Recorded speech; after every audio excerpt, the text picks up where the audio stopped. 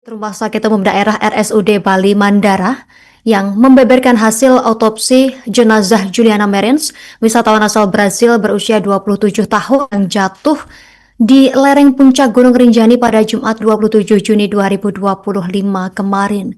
Untuk informasi selengkapnya, jurnalis lapangan kami sudah menghimpun informasinya untuk Anda pemirsa. Kita terhubung saat ini bersama rekan Wahyuni Sari, jurnalis Tribun Bali. Rekan Wahyuni Sari, silakan informasi selengkapnya. Ya baik, terima kasih Sina atas waktunya. Halo Tribunar, saya Wahyuni Sari dari tribunbali.com. Hari ini kami menyampaikan terkait informasi WNA Brazil yang sempat jatuh di lereng Gunung Rinjani, NTB beberapa waktu lalu. Jatuh di Gunung Rinjani, WNA Brazil diprediksi meninggal 20 menit setelah alami luka-luka. Rumah Sakit Umum Daerah RSUD Bali Mandara beberkan hasil otopsi jenazah Juliana Marins, wisatawan asal Brazil berusia 27 tahun, yang jatuh di lereng puncak Gunung Rinjani pada Jumat 27 Juni 2025.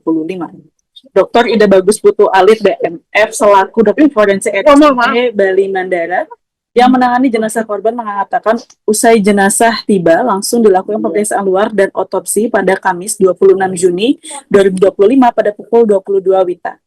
Hasilnya memang ditemukan luka-luka pada seluruh tubuh korban, terutama adalah luka lecet geser yang menandakan bahwa korban memang tergeser dengan benda-benda tumpul.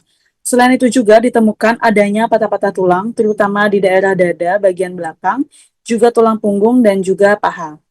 Kemudian dari patah-patah tulang inilah terjadi kerusakan pada organ-organ dalam serta pendarahan, sehingga dapat disimpulkan bahwa sebab kematian itu adalah karena kekerasan tumpul yang menyebabkan kerusakan pada organ-organ dalam dan juga pendarahan. Dokter forensik juga tidak menemukan bukti-bukti atau tanda-tanda bahwa korban meninggal dalam jangka waktu yang lama setelah mendapati luka-luka. Diprediksi setelah luka-luka, Juliana meninggal paling lama 20 menit. Pendarahan paling parah dan paling banyak terjadi di daerah dada dan juga perut. Tidak ada organ seklin yang mengkerut atau menunjukkan bahwa pendarahan lambat, sehingga dapat disampaikan bahwa kematian yang terjadi pada korban itu dalam jangka waktu yang sangat singkat dari luka yang terjadi.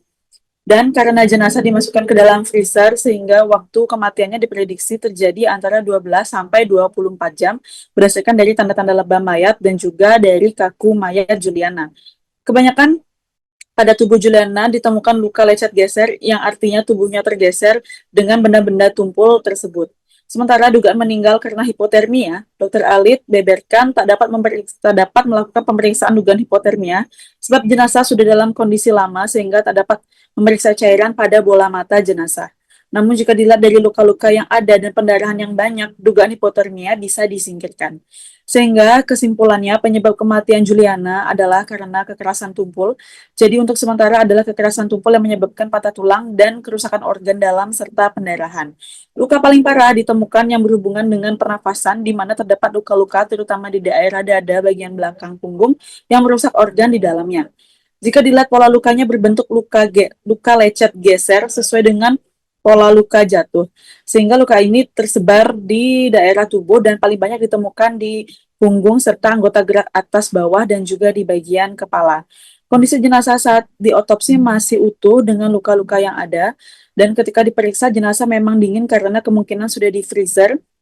Hingga kini jenazah masih berada di ruang jenazah forensik RSUD Bali Mandara.